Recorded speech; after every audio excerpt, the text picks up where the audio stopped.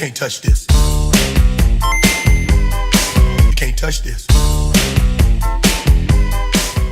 E aí, pessoal, tudo bem? O tema da nossa semana de hoje é liberdade e determinismo. Um tema que acompanha aquilo que nós falamos na semana passada. E o tema da semana passada foi, você se lembra, natureza e cultura, certo?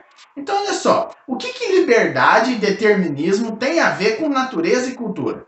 A primeira coisa que eu gostaria que você lembrasse da semana passada é a natureza, ela não muda nunca, né? Ela é a mesma desde sempre.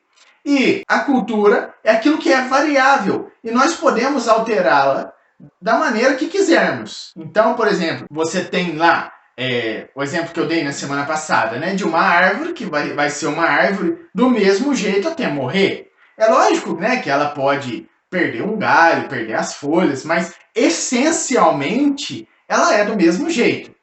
A semente já define o tipo de árvore que ela vai ser até morrer. Agora, o ser humano, quando nasce, quando você olha para um bebê, ele pode se tornar milhões de coisas diferentes.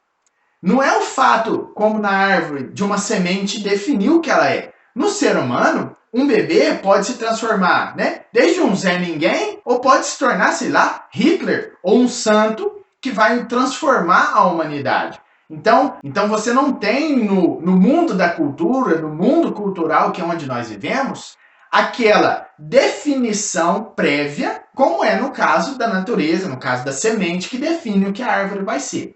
Deu para entender isso, né? Tranquilo.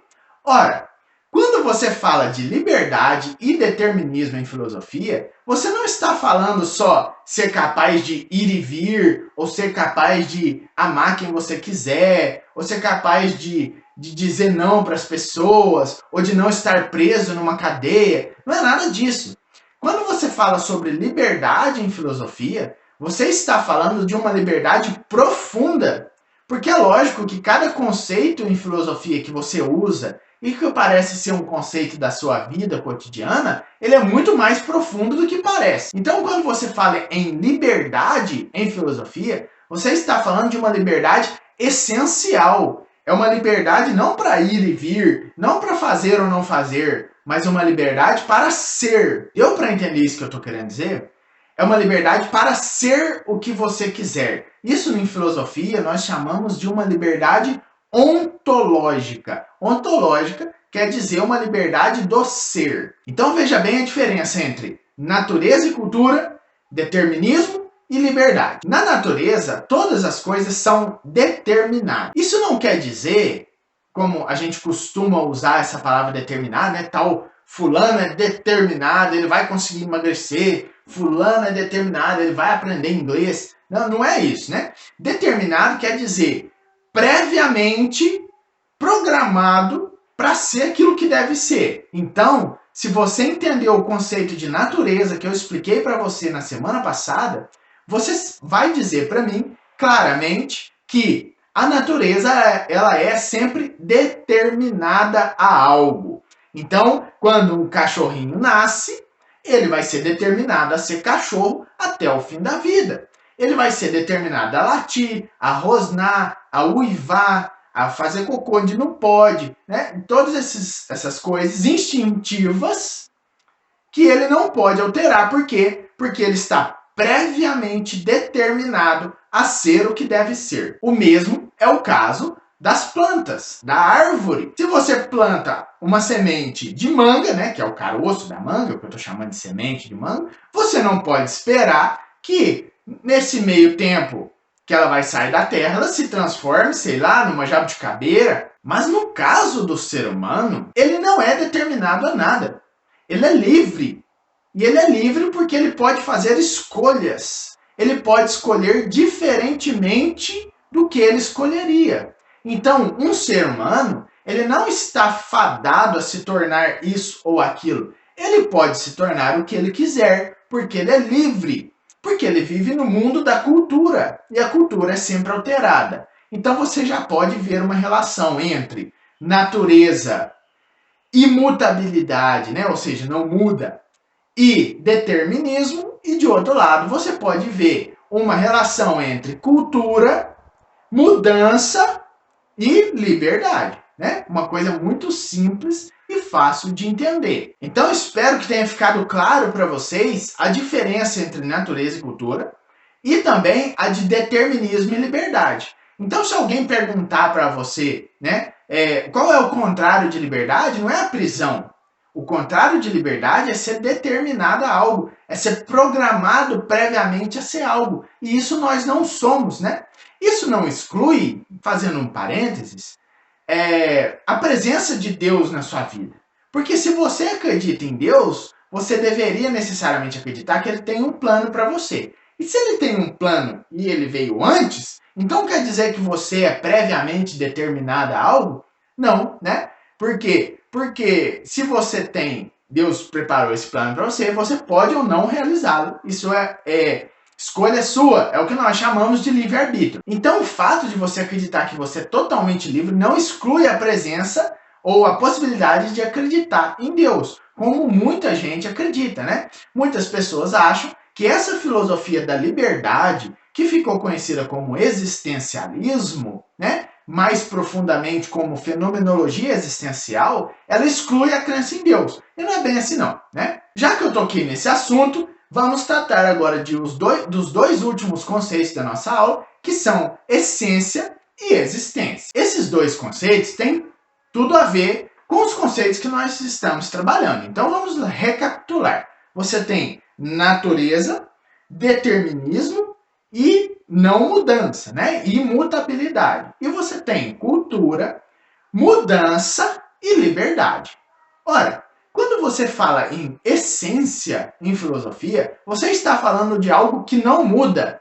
É aquilo que profundamente está por trás de tudo. Então, se você está falando de essência, em qual dos dois eu colocaria esse conceito? Em natureza, certo? Então, a natureza ela é determinada e ela tem, portanto, essência.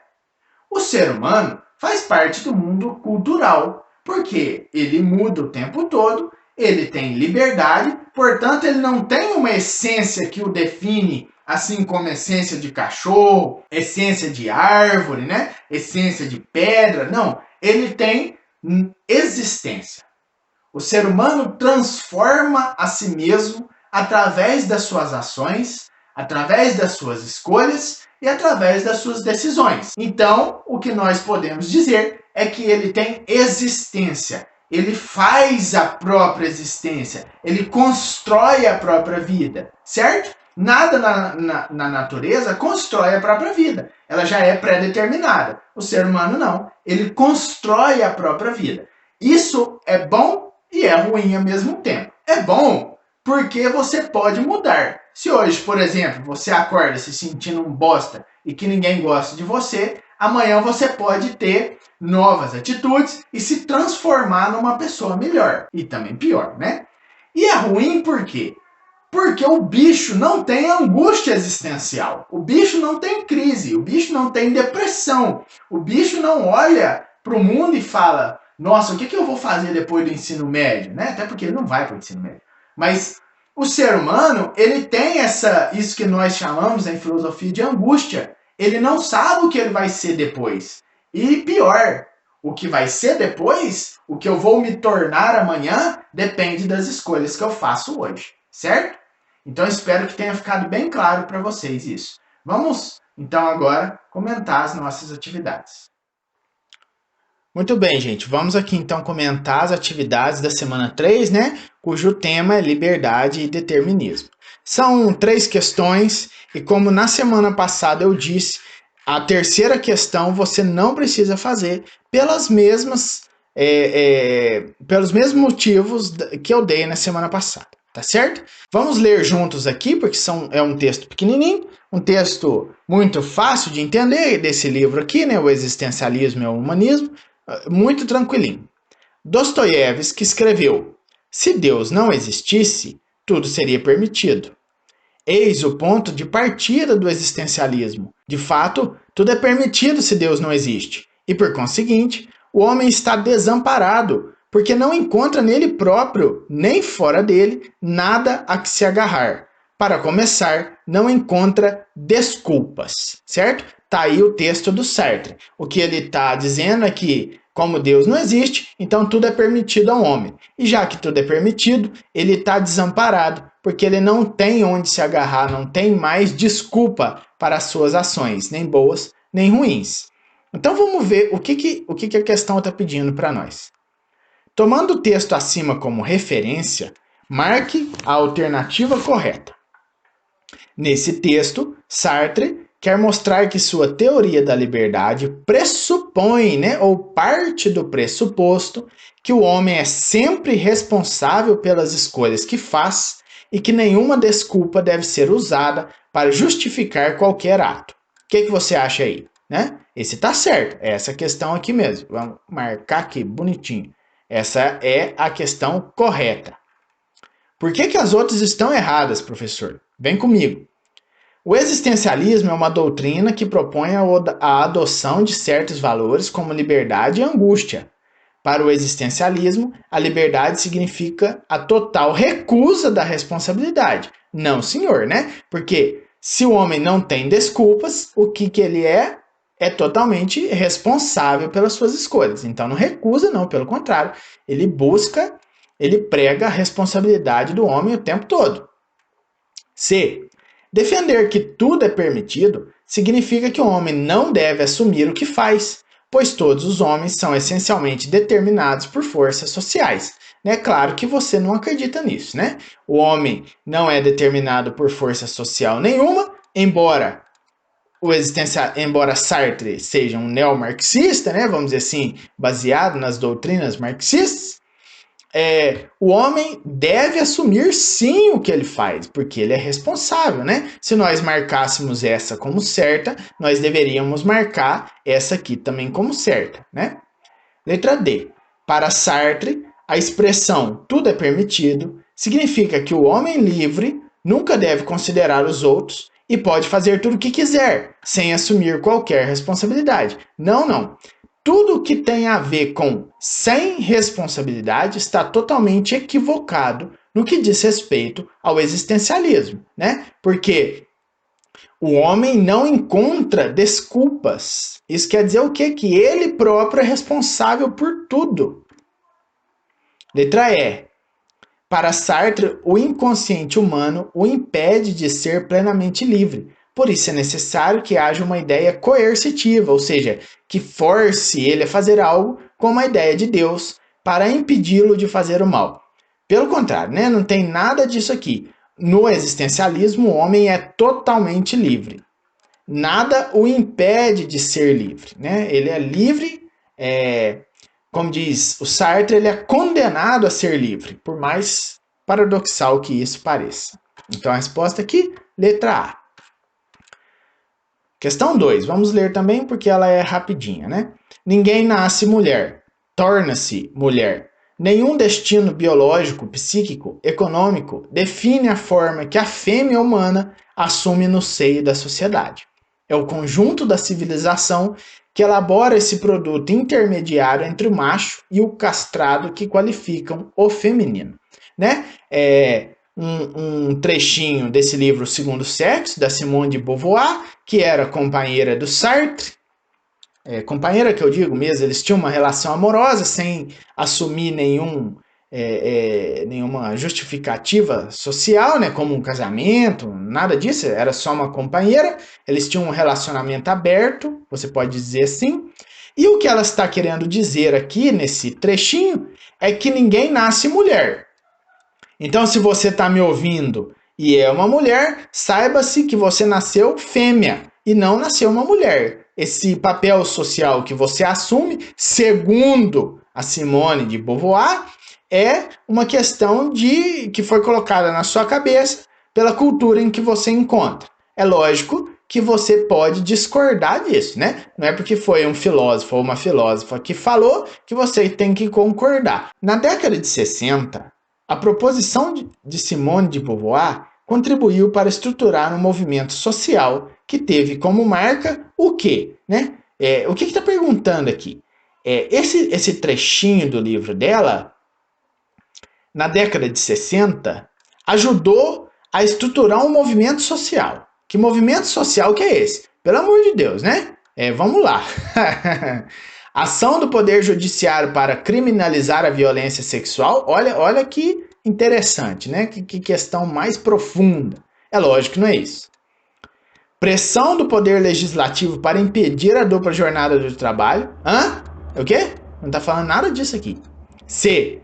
Organização de protestos públicos para garantir a igualdade de gênero. Tá aí, né? Essa é a questão correta. E por quê? Ora, se a questão é que ninguém nasce mulher ou homem, nasce macho e fêmea, então a questão de diferenciação de gênero é uma questão simplesmente social e pode ser alterada, né? Letra D. Oposição de grupos religiosos para impedir os casamentos homoafetivos. Você poderia marcar essa, né? De certa forma, de uma maneira ampla, ela também está certa, mas não nessa questão aqui. Essa questão que está certa é aqui. E letra E. Estabelecimento de políticas governamentais para promover ações afirmativas. Ora, você poderia dizer também que essa também está certa, porque se você considerar a ação afirmativa um modo de garantir a igualdade de gênero, então ela está certa também. Como sempre, o Enem sendo ambíguo nas suas questões. Mas a resposta correta é essa aqui, né? Muito claramente. Organização de protestos públicos para garantir a igualdade de gênero. Questão 3, você não precisa fazer, como eu disse. Então, fica assim e até a nossa próxima aula.